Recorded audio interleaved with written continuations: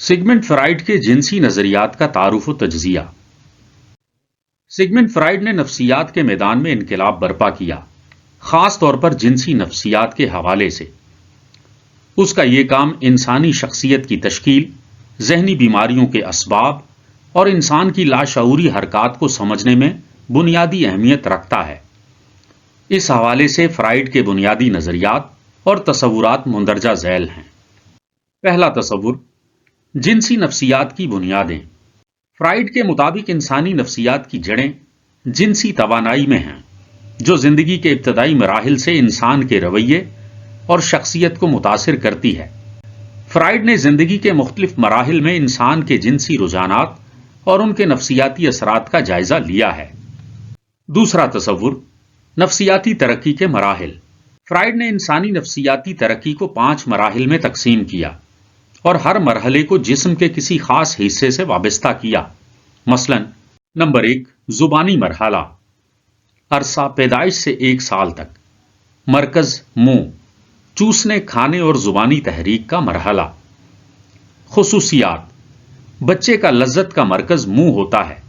اگر اس مرحلے میں کوئی رکاوٹ یا زیادتی ہو تو بعد میں شخصیت میں مسائل پیدا ہو سکتے ہیں، جیسا کہ سگریٹ نوشی یا ناخن چبانا وغیرہ۔ ممکنہ اثرات، زبانی مرحلے کے مسائل سے انحصار یا خود مختاری کی کمی پیدا ہو سکتی ہے۔ نمبر 2، مقدی مرحلہ، مرکز مقد، بیت الخلاء کی تربیت کے دوران قابو اور نظم و ضبط کی اہمیت۔ خصوصیات، بچے اس مرحلے میں بیت الخلاء کی تربیت کے ذریعے کنٹرول اور خود مختاری سیکھتے ہیں۔ سختی یا نرمی زیادہ ہونے پر بعد میں شخصیت میں شدت پسندی یا لاپرواہی آ سکتی ہے۔ ممکنہ اثرات، بچے کی شخصیت زیادہ منظم اور سخت یا بے ترتیب اور لاپرواہ ہو سکتی ہے۔ نمبر 3، فالق مرحلہ، عرصہ 3 سے 6 سال تک، مرکز جنسی اعضاء۔ خصوصیات، بچے اپنی جنسیت کو پہچاننے لگتے ہیں۔ لڑکوں میں اوڈیپس کمپلیکس ہوتا ہے، جو ماں کے لیے محبت اور باپ کے ساتھ مقابلہ آرائی کو جنم دیتا ہے، جبکہ لڑکیوں میں الیکٹرا کمپلیکس ہوتا ہے، جو باپ کے لیے محبت اور ماں کے ساتھ حسد کو جنم دیتا ہے۔ ممکنہ اثرات، اس مرحلے میں جذبات کا صحیح حل نہ ہونے پر بالغ زندگی میں جنسی مسائل یا غیر صحت مند تعلقات پیدا ہو سکتے ہیں۔ نمبر 4، پوشیدہ مرحلہ، عرصہ 6 سے 12 سال تک، مرکز جنسی توانائی کا عارضی دباؤ۔ خصوصیات، جنسی توانائی تعلیمی، سماجی اور ذہنی سرگرمیوں میں تبدیل ہو جاتی ہے۔ اس مرحلے میں جنسی دلچسپی کم ہو جاتی ہے اور سماجی مہارتیں بہتر ہوتی ہیں۔ نمبر 5، جنسی مرحلہ، عرصہ بلوغت سے آگے، مرکز جنسی اعضاء اور بالغ تعلقات۔ خصوصیات، اس مرحلے میں فرد کی شخصیت مکمل ہوتی ہے اور وہ بالغ جنسی تعلقات کے لیے تیار ہو جاتا ہے۔ اگر پچھلے مراحل میں مسائل رہ گئے ہوں تو بالغ زندگی میں جذباتی اور جنسی تعلقات میں مشکلات پیش آ سکتی ہیں۔ تیسرا تصور، لاشعور کا نظریہ۔ فرائڈ کے مطابق انسان کی ذہنی زندگی کا ایک بڑا حصہ لاشعور پر مشتمل ہوتا ہے، جو انسان کے رویے کو قابو کرتا ہے۔ اس نے ذہن کی 3 سطحیں بتائی ہیں۔ مثلا نمبر 1، شعور، وہ خیالات اور احساسات جو موجودہ لمحے میں شعوری طور پر محسوس کیے جاتے ہیں۔ نمبر 2، لاشعور، وہ خیالات، یادیں اور خواہشات جو ذہن میں چھپے ہوئے ہیں لیکن رویے پر اثر انداز ہوتے ہیں۔ نمبر 3، ما قبل شعور، وہ خیالات جو شعور میں لائے جا سکتے ہیں۔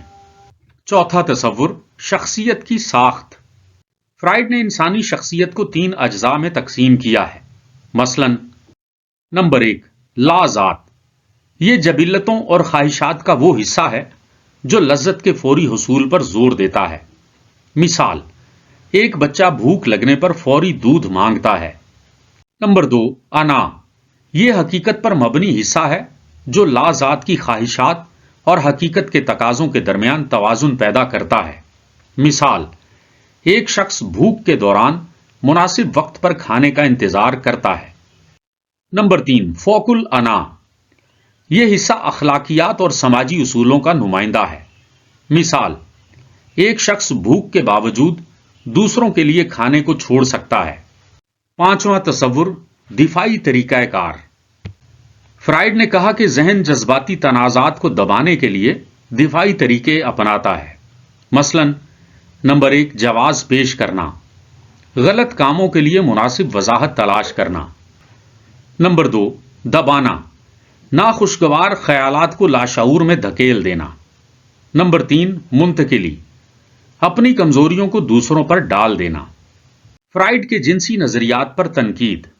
فرائیڈ کے نظریات کو اپنے دور میں سخت تنقید کا سامنا کرنا پڑا، خاص طور پر اس کے جنسی رجحانات کے حوالے سے اس پر الزام لگایا گیا کہ اس نے بچوں کی نفسیات کو جنسی بنیادوں پر مبنی قرار دیا، جو اس وقت کے سماجی اور اخلاقی معیارات کے خلاف تھا۔ فرائیڈ کے اثرات۔ نمبر 1، نفسیات پر اثرات۔ طب نفسی میں فرائیڈ نے جس چیز کا اضافہ کیا وہ اس کا نفسیاتی طریقہ علاج تھا، جو آج بھی کئی شکلوں میں استعمال ہو رہا ہے۔ نمبر 2، فلسفہ، ادب اور شوبز پر اثرات۔ فرائیڈ کے نظریات نے فلسفہ، ادب اور شوبز کے شعبوں پر بھی گہرا اثر ڈالا۔ خلاصہ، اگرچہ فرائیڈ کے کئی نظریات کو جدید نفسیات نے مسترد کر دیا ہے، لیکن ان کے اثرات آج بھی نفسیاتی سوچ پر غالب ہیں۔ فرائیڈ کی جنسی نفسیات نے انسانی شخصیت اور رویے کو سمجھنے کا ایک منفرد زاویہ پیش کیا ہے۔ اگرچہ اس کے کئی نظریات پر تنقید ہوئی، لیکن اس کی اہمیت اس حقیقت میں ہے کہ اس نے نفسیات کو ایک سائنسی اور فلسفیانہ میدان کے طور پر متعارف کرایا اور انسانی ذہن کی پیچیدگیوں کو سمجھنے کی راہ ہموار کی۔ تفصیلی جائزہ۔ نفسیات کی تاریخ بہت پرانی ہے، بلکہ یوں کہنا چاہیے کہ نفسیات کی ابتدا تو اسی روز ہو گئی تھی جب انسان نے شعور کی وادی میں قدم رکھا تھا۔ انسان ابتدا ہی سے دو باتوں کا متلاشی رہا ہے، اس کے دل میں اپنی ذات کو سمجھنے اور اپنے خالق کی حقیقت کو جاننے کی خواہش ہمہ وقت چٹکیاں لیتی رہی ہے۔ نفسیات میں نفس، روح، ذہن، شعور اور لاشعور کی بحث بہت پرانی ہے۔ اس بحث کی جڑیں ابتدائی مذاہب اور فلسفیانہ افکار میں ملتی ہیں۔ سب سے زیادہ قدیم سمجھے جانے والے ہندو فلسفے میں بھی آتما اور پرماتما کا تعقل موجود ہے۔ یونانی فلسفہ تو اس بحث سے اٹا پڑا ہے۔ اسلامی فلسفہ بھی اس بحث سے خالی نہیں۔ قرآن میں روح اور نفس کا ذکر موجود ہے۔ ہمارے قدیم صوفیوں کے ہاں نہ صرف روح اور نفس کا ذکر ملتا ہے، بلکہ انہوں نے روحانی اور نفسیاتی امراض اور ان کے علاج پر بھی تفصیل سے روشنی ڈالی ہے۔ دور جدید میں نفسیات کے میدان میں تھیوڈور فیشنر کو تجرباتی طریقوں کا بانی خیال کیا جاتا ہے۔ فیشنر کے بعد ونڈنٹ کا نام قابل ذکر ہے۔ اس نے 1879 میں لیپزگ کے مقام پر سب سے پہلی نفسیاتی تجربہ گاہ کی بنیاد رکھی۔ نفسیاتی طب یعنی ذہنی امراض، جنون اور پاگل پن سے یوں تو لوگ بڑی مدت سے واقف تھے، لیکن ان کا باقاعدہ مطالعہ یورپ کی نشاط ثانیہ کے بعد شروع ہوا۔ لڈوویکس وائوس، جوہان ویئر اور پیراسیلسس نے اس بات کی شدت سے مخالفت کی ہے کہ بھوت پریت یا جنات ذہنی امراض کو جنم دیتے ہیں۔ تاہم نفسیاتی طب کو باقاعدہ سائنس بنانے کا سہرا سگمنڈ فرائیڈ کے سر ہے۔ فرائیڈ نے شخصیت کے مخفی پہلوؤں پر کافی تحقیق کی اور جنس جیسے اہم عنصر کو ڈھونڈ نکالا۔ فرائیڈ کے نزدیک جنس کو انسانی زندگی میں نہایت اہم حیثیت حاصل ہے۔ فرائیڈ کی مخلصانہ کوششوں کو نفسیات کبھی فراموش نہیں کر سکتی۔ فرائیڈ نے جب جنس کو بہت زیادہ اہمیت دینی شروع کی تو اس کے قریبی ساتھیوں کو یہ بات بہت ناگوار گزری۔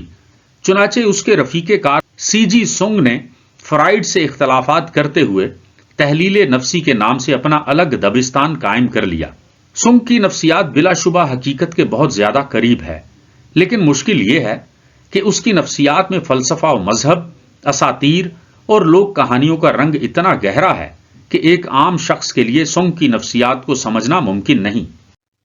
الفریڈ ایڈلر بھی فرائیڈ کے چہیتے شاگردوں میں سے ایک تھا، لیکن بعد ازاں فرائیڈ کے ساتھ نظری اختلافات کی وجہ سے اس نے بھی انفرادی نفسیات کے نام سے ایک الگ مکتب کی بنیاد رکھ لی۔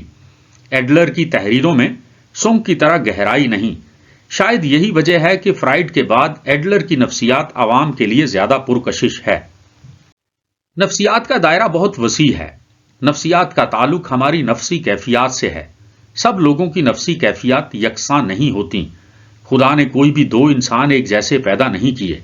جب انفرادیت کا یہ عالم ہو تو یہ کہنا کہ ریاضی کی طرح نفسیات میں بھی 2 اور 2 کا جواب ہمیشہ 4 ہی کیوں نہیں آتا، زیادتی نہیں تو اور کیا ہے۔ نفسیاتی اصول بندھے ٹکے نہیں ہوتے، ان میں بے حد تنوع پایا جاتا ہے۔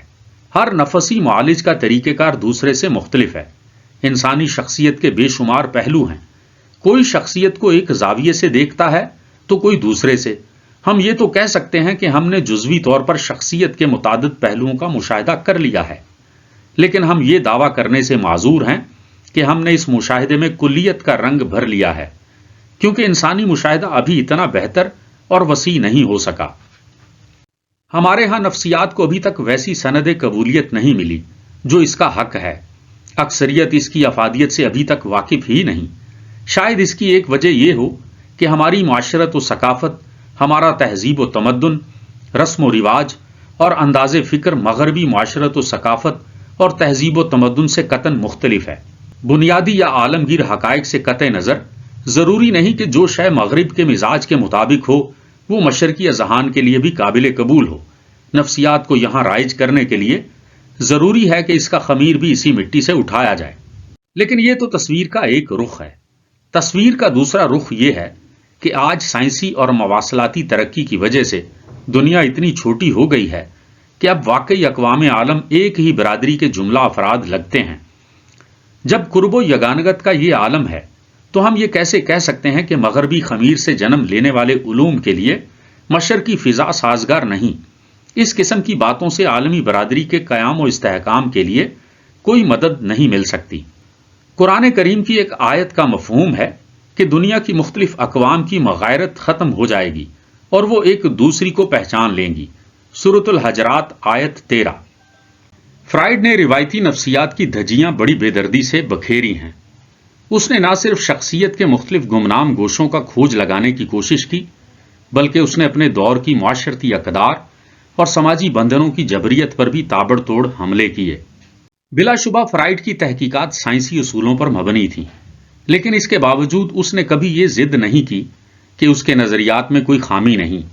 البتہ اسے اس بات پر اصرار تھا کہ اس نے جن مسائل کی طرف اپنی توجہ مرکوز کی ہے، باقی ماہرین نفسیات نے انہیں یا تو نظر انداز کر دیا یا قابل التفات نہ سمجھا۔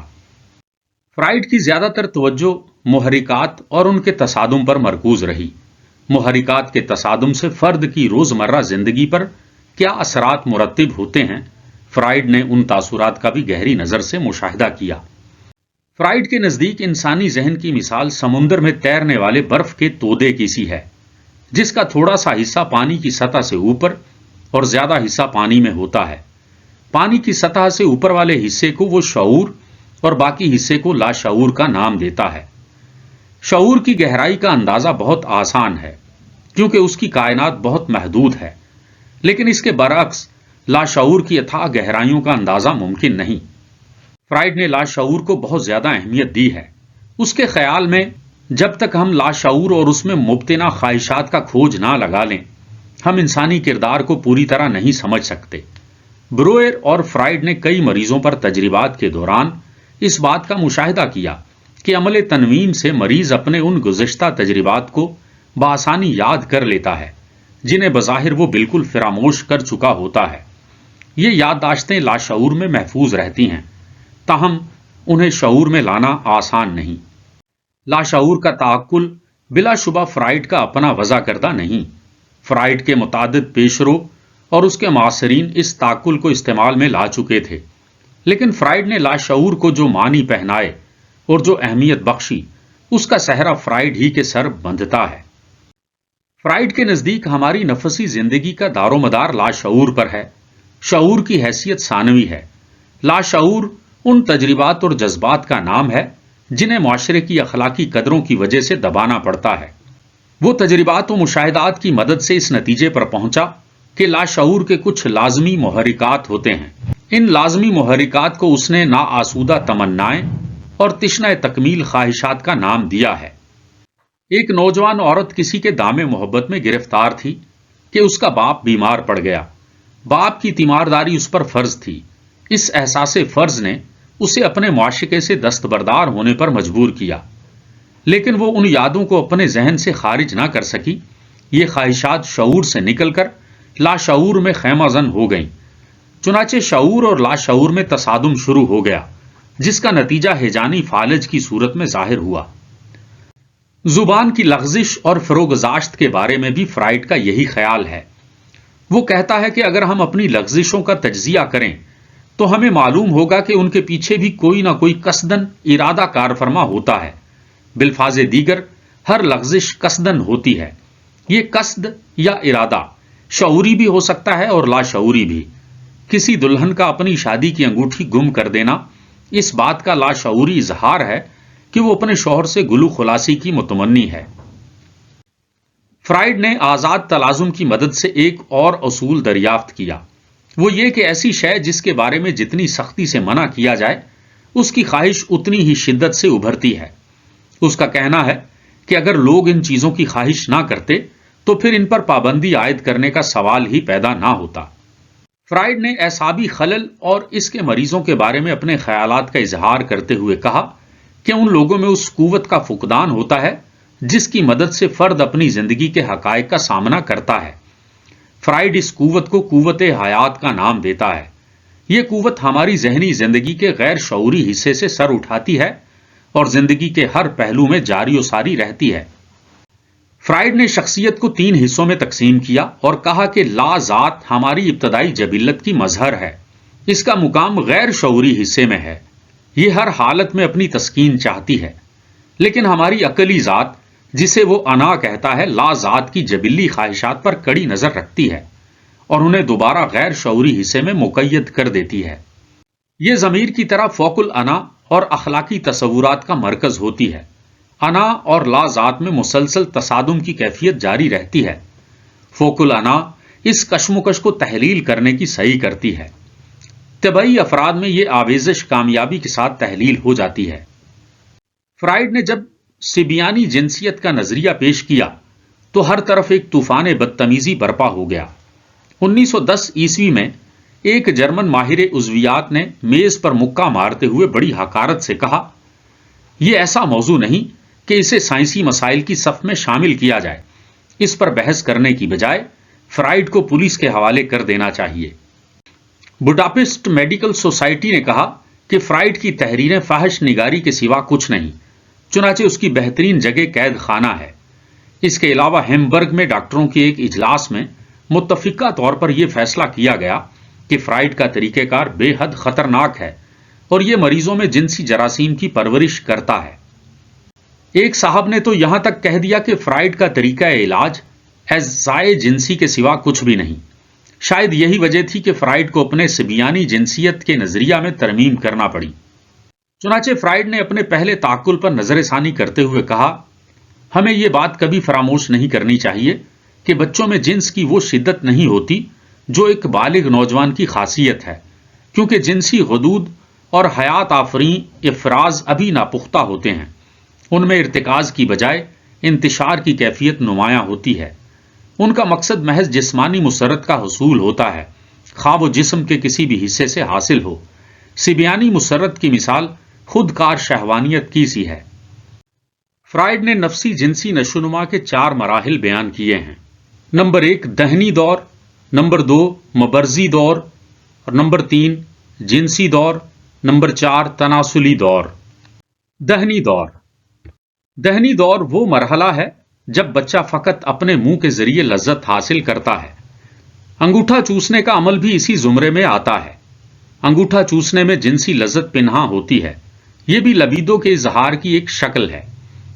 اس دور میں بچہ ہر شے کو اٹھا کر منہ میں ڈال لیتا ہے، اگر میٹھی ہو تو اسے نگل لیتا ہے ورنہ اگل دیتا ہے۔ ماں کی چھاتیوں سے دودھ پینے کے دوران بعض اوقات بچہ ماں کے پستانوں کو دانتوں سے زخمی کر دیتا ہے۔ فرائڈ اسے دہنی صادباتی دور کا نام دیتا ہے۔ دہن سے متعلقہ افعال زندگی کے ہر دور میں مل سکتے ہیں۔ مثال کے طور پر پریشانی کے عالم میں ناخن کاٹنا، یا تفکرات کے دوران قلم یا پینسل کا منہ میں ڈال کر گھمانا وغیرہ۔ بعض لوگ ایسے بھی ہوتے ہیں جو ہر وہ چیز جو ان کے سامنے ہو اٹھا کر منہ میں ڈال لیتے ہیں۔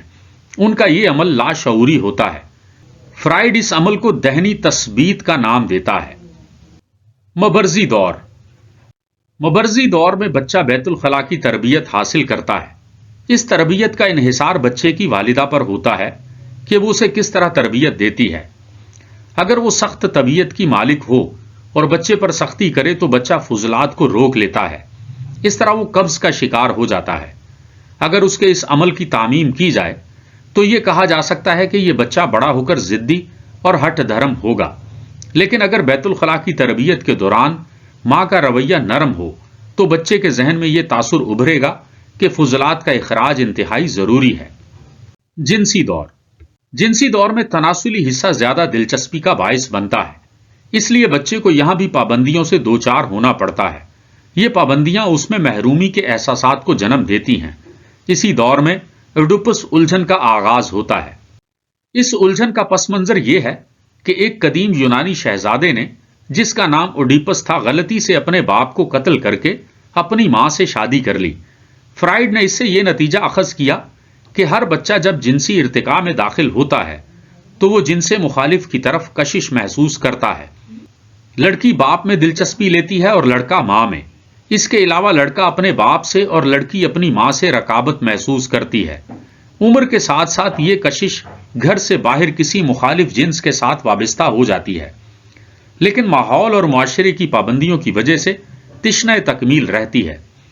چنانچہ یہ جذبہ لاشعور میں پڑا رہتا ہے اور بعد ازاں الجھن کی شکل اختیار کر لیتا ہے۔ فرائیڈ کے نزدیک اشیاء کو دانتوں سے کاٹنا اور انہیں منہ میں رکھنا، ایک خاص انداز سے بچے کا بازوؤں اور ٹانگوں کو حرکت دینا، چیزوں کی توڑ پھوڑ اور انہیں نیچے گرانا، اشیاء کو غور سے دیکھنا اور کریدنا، اپنے یا دوسرے شخص کے برہنہ جسم کو بغور دیکھنا، مختصر یہ کہ تمام وہ چیزیں جو بچے کے لیے ہیجانی کیفیت پیدا کریں یا فطری مسرت کا باعث بنے، جنسیت کے زمرے میں آتی ہیں۔ ان تمام افعال کا مقصد جنسی تسکین ہی ہوتا ہے۔ اگر ذرا بلند سطح پر جائیں تو مشفقانہ کردار، رقابت، آرٹ یا موسیقی سے لگاؤ، یہ تمام چیزیں بھی جنسیت ہی میں شامل ہیں۔ عام زبان میں کہا جا سکتا ہے کہ ہم جو کچھ بھی پسند کرتے ہیں یا ناپسند کرتے ہیں، ان سب کا مقصد جنسی تسکین کے علاوہ اور کچھ نہیں۔ اوڈیپس کے عمل سے گزرتے ہوئے ایک اور الجھن جنم لیتی ہے جسے فرائیڈ آختہ الجھن کا نام دیتا ہے۔ لڑکا اپنے باپ سے رقابت اور ماں سے انتہائی وابستگی کے دوران یہ تصور کر لیتا ہے کہ اس کا باپ اس کے قضیب کو نقصان پہنچائے گا۔ خصی ہونے کا خوف عموماً ہر لڑکے میں بچپن میں ہی پیدا ہو جاتا ہے۔ یہ خوف عموماً والدین خود پیدا کرتے ہیں۔ اکثر والدین اپنے بچوں کو ڈرانے دھمکانے کی غرض سے کہہ دیتے ہیں کہ اگر تم نے فلاں کام کیا تو ہم تمہاری پھنوں یا پھلوں کاٹ دیں گے۔ فرائیڈ کا کہنا ہے کہ ایسی دھمکی بچوں کو سنوارنے کی بجائے ان میں الجھن پیدا کرنے کا باعث بنتی ہے، اور بعض اوقات یہی الجھن ان کی ازدواجی زندگی کو ناکام بنا سکتی ہے۔ آختہ الجھن کے دوران لڑکا اپنے باپ سے یگانگت پیدا کر لیتا ہے۔ اس یگانگت سے اسے یک گونا مسرت حاصل ہوتی ہے، کیونکہ وہ اپنے باپ کی قوت و طاقت کو اپنے اندر جذب کر کے خود کو بھی اسی قدر طاقتور سمجھنے لگتا ہے۔ اس طرح وہ اپنے احساس کمتری پر قابو پا لیتا ہے۔ لڑکی کے لیے بھی اوڈیپس الجھن کی اہمیت وہی ہے جو لڑکے کے لیے ہے۔ ابتدا میں اپنے خصی ہونے کی ذمہ داری وہ اپنی ماں پر ڈال دیتی ہے۔ اس کے بعد وہ اپنی محبت کو اپنے باپ کی طرف منتقل کر دیتی ہے، کیونکہ اس طرح وہ خود کو اپنے باپ کی جگہ سمجھنے لگ جاتی ہے۔ اس کی اس محبت میں رشک کے جذبات بھی شامل ہوتے ہیں اور یہ احساس بھی کہ وہ ایک قیمتی شے سے محروم ہے۔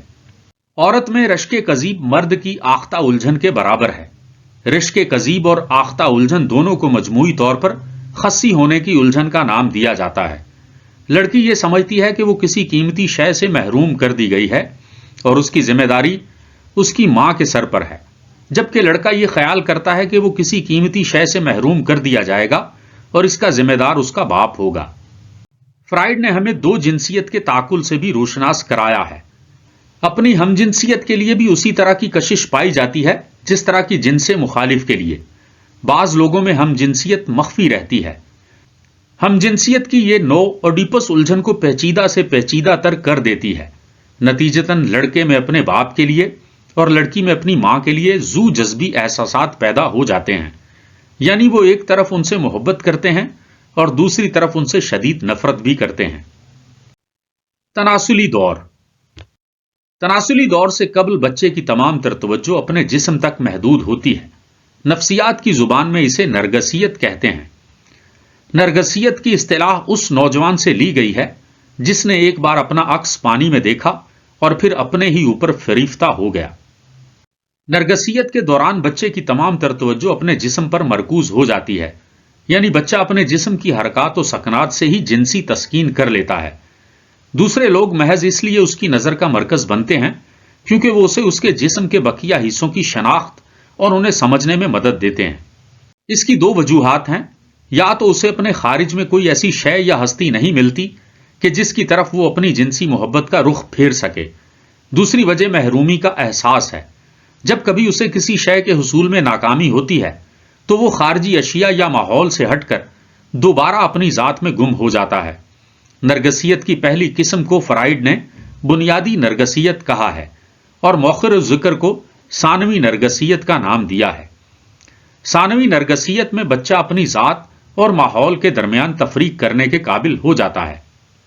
اسی تفریق کے دوران وہ کوئی موضوع شے یا ہستی تلاش کر لیتا ہے اور اسے اپنی نظر کا مرکز بنا لیتا ہے، یعنی ایسی شے یا ہستی جو محبت کے قابل ہو۔ اب وہ ہم جنسیت کے دائرے سے نکل کر جن سے مخالف کے حلقہ اثر میں داخل ہو جاتا ہے، یعنی لڑکا لڑکی میں اور لڑکی لڑکے میں دلچسپی لینے لگتی ہے۔ تناسلی دور کا ایک اور پہلو بھی ہے جسے حیاتیاتی پہلو کہا جاتا ہے۔ یہ پہلو بقائے نسل میں مدد دیتا ہے۔ فرائیڈ نے اگرچہ نفسی جنسی ارتقاء کو 4 ادوار میں تقسیم کیا ہے، لیکن وہ ساتھ ہی یہ بھی کہتا ہے کہ ان ادوار کے درمیان کوئی حد فاصل قائم نہیں کی جا سکتی، کیونکہ یہ چاروں ادوار ایک دوسرے کے ساتھ کچھ اس طرح متصل ہیں کہ ان میں تفریق کرنا آسان نہیں۔ فرائیڈ نے معاشرے کے تعلیمی، سیاسی اور اصلاحی پہلوؤں سے عموماً گریز ہی کیا ہے۔ اس کی وجہ یہ تھی کہ وہ جنس کو سب سے زیادہ اہم خیال کرتا تھا، چنانچہ اس نے اپنی زیادہ تر توجہ اسی پہلو پر مرکوز رکھی۔ لیکن اس کے باوجود فرائیڈ کے پیروکار اس بات پر متاسف ہیں کہ فرائیڈ نے جنسی ارتقاء کے دور کی مناسب وضاحت نہیں کی۔ R.W. وائٹ کہتا ہے کہ فرائیڈ جنس کی اہمیت کو سمجھنے اور اس کا ٹھیک اندازہ لگانے میں ناکام ہوا۔ بہرحال فرائیڈ فرد پر معاشرے کی طرف سے پابندیوں کے خلاف تھا۔ وہ کہا کرتا تھا کہ ان پابندیوں سے مفید نتائج برآمد نہیں ہو سکتے۔ اس نے اس بات کا بھی انکشاف کیا کہ جنس انسانی زندگی میں نہایت اہم کردار ادا کرتی ہے۔ جنس پر کڑی پابندیاں عائد کرنے سے فرد میں نیورائی کیفیت جنم لیتی ہے۔ فرائیڈ نے لاشعور کو جنسی اشتہا کا منبع قرار دیا ہے۔ لاشعور کے اس تصور نے تحلیلی نفسیات کے نظری افکار اور عملی طریقوں میں ایک نمایاں تبدیلی پیدا کر دی۔ فرائیڈ نے یہ دعویٰ بھی کیا کہ ہر شخص بچپن کی کسی نہ کسی تاکید یا الجھن میں مبتلا ہوتا ہے۔ اس تاکید میں بعض معمولی ذہنی آویزشوں کے علاوہ بڑی بڑی خواہشات کے تصادم کا بھی کافی دخل ہوتا ہے۔ ضبط خواہشات سے جو الجھنیں جنم لیتی ہیں، ان سے بعض افراد یا ذہنی لحاظ سے صحت مند اشخاص بخوبی عہدہ برا ہو جاتے ہیں، لیکن نیورائی اور اختلال ذہنی کے مریض ان الجھنوں کے چنگل میں پھنسے رہتے ہیں۔ اعصابی امراض کے سلسلے میں تحلیلی نفسیات نے جو راستہ منتخب کیا وہ یہ ہے کہ مریض کو جنسی اشتہا کے بندھنوں سے نجات دلائی جائے اور اس کی انا کی اس وقت تک تربیت کی جائے جب تک کہ اس میں اپنے مسائل سے عہدہ برا ہونے کی قابلیت پیدا نہ ہو جائے۔ آزادانہ میل جول اور خوابوں کی تعبیر کے ذریعے محلل اپنے مریض کی کشمکش سمجھنے کے قابل ہو جاتا ہے۔ جب مریض علاج کے اس درجے پر پہنچ جاتا ہے کہ اس کی مشکلات کی جو توجیح محلل کرتا ہے وہ اسے قبول کر لیتا ہے تو سمجھنا چاہیے کہ مریض شفا کے راستے پر گامزن ہو گیا ہے۔ فرائیڈ نے جو تعقلات وضع کیے ان کی روشنی میں جو خاکہ مرتب ہوتا ہے اسے ہم فرائیڈ کا مثالی آدمی کہتے ہیں۔ اگرچہ فرائیڈ کے مثالی انسان پر سپینوزا کے فلسفے کا بہت گہرا اثر تھا، لیکن اس کے باوجود ہم کہہ سکتے ہیں کہ فرائیڈ نے جس مثالی انسان کا تصور پیش کیا ہے وہ اس کے معاصرین میں کہیں نہیں ملتا۔ فرائیڈ کے نزدیک انسان بنیادی طور پر ذات تنہا ہے۔ جس کی ساری دلچسپی اپنی انا کو درجہ استکمال تک پہنچانے اور اپنی لبیدی خواہشات کی تکمیل کرنے تک ہی محدود ہے، لیکن اس کے ساتھ ہی وہ فرد کی سماجی حیثیت کا منکر بھی نہیں۔ اسے اپنی جنسی تسکین کے لیے بہرحال کسی نہ کسی ساتھی کی ضرورت ہے۔ محبت یا گرم جوشی کے احساسات دوسروں کو اپنے قریب لانے کا ایک ذریعہ ہیں، جن کی مدد سے فرد اپنی لبیدی خواہشات کی تسکین کرنے کے قابل ہوتا ہے۔ فرائیڈ نفسی ابتری کے مرکز کی تلاش میں عضویاتی دائرے میں آ نکلا اور یہاں آ کر یہ فیصلہ صادر کیا کہ نفسی ابتری کا مثالی حل جنسی تسکین ہی میں ہے۔ 1920 عیسوی تک لبیدو فرائیڈ کے نظریات کا مرکز بنی رہی، لیکن 1920 عیسوی کے بعد فرائیڈ کے نظریات میں ایک نیا تعقل پیدا ہوا۔ چنانچہ اس نے تسلیم کیا کہ انسان کے اندر 2 عدد متحارب قوتیں ہیں جو اس کے کردار کی سمت کا تعین کرتی ہیں۔ اس نے ان دونوں قوتوں میں سے ایک کو جبلت حیات اور دوسری کو جبلت مرگ کا نام دیا۔ جبلت حیات میں بھی فرائیڈ کی سب سے زیادہ توجہ جنس پر ہی رہی۔ جبلت جنس ایک نہیں بلکہ ایک سے زیادہ ہیں۔ متعدد جسمانی ضروریات مل کر عشقیہ خواہشات کو جنم دیتی ہیں۔ یہ تمام جبلتیں جبلت مرگ کے خلاف برسر پیکار رہتی ہیں۔ دوسری طرف جبلت مرگ ہے جو انسان میں تخریبی قوتوں کو ابھارتی ہے۔ یہ تخریبی قوتیں بعض اوقات معاشرتی سطح پر ہوتی ہیں اور بعض اوقات ذاتی سطح پر، یعنی کبھی تو فرد خودکشی کی صورت میں خود اپنی ذات کے در پہ ہو جاتا ہے اور کبھی جنگوں کی صورت میں دوسرے افراد کو زندگی کی نعمت سے محروم کر دینا چاہتا ہے۔ چنانچہ جبلت مرگ شخصی اور بین الشخصی دونوں سطح پر مبارزت جاری رکھتی ہے۔ جبلت مرگ جبلت حیات سے کسی صورت بھی کم نمایاں نہیں۔ ہر شخص کو انجام کار مرنا ہے۔ اس حقیقت سے فرائیڈ نے یہ قانون وضع کیا کہ تمام زندگی کا مقصد موت ہے۔ فرائیڈ کا خیال ہے کہ ہر شخص لاشعوری طور پر مرنا چاہتا ہے۔ فرائیڈ کے اس مفروضے کی بنیاد فیشنر کے اس قول پر ہے کہ موجودہ زندگی کا میلان یہ ہے کہ وہ کسی ایسی دنیا کی طرف لوٹ جائے جو غیر نامیاتی ہو اور اس میں تغیر پذیری کی بجائے استحکام ہو۔ غصے کا جبلت مرگ سے گہرا تعلق ہے۔ غصہ خود تخریبی کی عمدہ مثال ہے۔ جب کوئی شخص کسی دوسرے سے لڑتا ہے اور مرنے مارنے پر اتر آتا ہے تو اس کی بنیادی وجہ یہی ہوتی ہے کہ اس کی جبلت حیات اس کی جبلت مرگ میں رکاوٹ پیدا کر دیتی ہے اور وہ اس رکاوٹ کو دور کرنا چاہتا ہے۔ زندگی اور موت کی جبلتیں اور ان کی مشتقات آپس میں شیر و شکر بھی ہو سکتے ہیں۔ مثال کے طور پر کھانا، اس میں زندگی بھی شامل ہے اور تخریب بھی۔ بھوک کی تشفی زندگی ہے اور کھانے کو نگلنا تخریب ہے۔ محبت جبلت حیات سے مشتق ہے اور نفرت جبلت مرگ سے۔ بعض اوقات نفرت محبت میں بدل جاتی ہے اور بسا اوقات محبت نفرت میں۔ اس طرح زندگی اور موت کی کشاکش کا لامتناہی سلسلہ چلتا رہتا ہے۔ فرائیڈ نے لبیدی قوتوں کا ایک خاص مرکز تو بتا دیا تھا، لیکن وہ جبلت حیات اور جبلت مرگ کے مقامات کی نشاندہی نہ کر سکا، بلکہ اس نے اس اعتراض سے بچنے کے لیے ان دونوں جبلتوں کو خلقی اور موروثی کہہ دیا۔ بقول اس کے یہ دونوں جبلتیں ہر ذی حیات میں موجود ہیں اور ان کے لیے کسی خاص تہیج کی بھی ضرورت نہیں۔ جبلت حیات فرد کی جملہ قوتوں میں ربط و ہم آہنگی پیدا کرتی ہے۔ یہی وہ جبلت ہے جو شخصیت کی سالمیت کو انتشار سے بچاتی ہے، جبکہ جبلت مرگ کا کام فرد کی جملہ قوتوں میں انتشار پیدا کر کے انہیں درہم برہم کرنا ہے۔ یہ دونوں جبلتیں ہمیشہ برسر پیکار رہتی ہیں۔ ان کا تصادم اس وقت تک جاری رہتا ہے جب تک جبلت مرگ جبلت حیات پر غالب نہیں آ جاتی۔ فرائیڈ نفسی جبریت کا ہی قائل تھا۔ وہ انسان کو پابند سلاسل سمجھتا تھا کیونکہ ہر شخص اپنے لاشعور کا اسیر ہوتا ہے۔ اس کا لاشعور جو چاہتا ہے اس سے کرواتا ہے۔ جبریت کی تشریح کرتے ہوئے فرائیڈ نے علت و معلول کا تعقل دہرایا ہے، یعنی معلول کے لیے علت کا ہونا ضروری ہے۔ نفسی جبریت کا مطلب یہ ہے کہ ہمارے ہر نفسی فعل میں کوئی نہ کوئی نفسی وجہ یا سبب ضرور پوشیدہ ہوتا ہے۔ فرائیڈ کے نزدیک ہمارا ہر فعل، خیال اور ہیجان کسی نہ کسی علت کا رہین منت ہوتا ہے، لیکن علت و معلول کا یہ رشتہ اتنا پیچیدہ اور الجھا ہوا ہے کہ انہیں الگ الگ کرنا آسان نہیں، کیونکہ اس میں عضویہ اور ماحول دونوں کی پیچیدگیاں شامل ہیں۔ فرائیڈ کے مطابق یہ کہنا انتہائی مضحکہ خیز ہے کہ فلاں کام یوں ہی ہو گیا، وہ کہتا ہے کہ اگر بنظر غائر دیکھا جائے تو ہر وقوع یا عمل کے پس منظر میں اس کی کافی وجوہات ملیں گی۔ عوام الناس میں یہ وبا عام ہے کہ وہ اہم کاموں اور فیصلوں کو تو ہمیشہ محرکات کا نتیجہ سمجھتے ہیں، لیکن غیر اہم کاموں کے بارے میں وہ کبھی نہیں سوچتے کہ ان کے اسباب کیا ہو سکتے ہیں۔ ممکن ہے کہ غیر اہم کاموں کے پیچھے ہماری کوئی شعوری کوشش نہ ہو، لیکن لاشعوری محرکات کے وجود سے انکار ممکن نہیں۔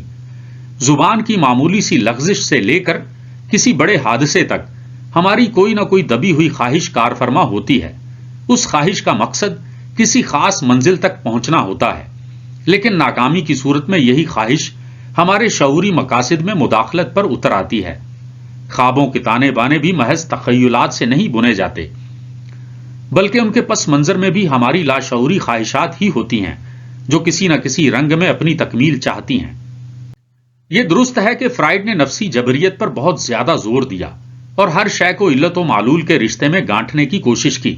اس کے باوجود اس نے جبریت کے تعقل میں انا اور فوق الانا کے تعقلات کی آمیزش سے آزادی کی فضا بھی پیدا کر دی۔ انسان کلیتاً اپنے لاشعور کا اسیر نہیں، اگر وہ جد و جہد کرے تو یقیناً اپنی لاشعوری قوتوں پر غالب آ سکتا ہے۔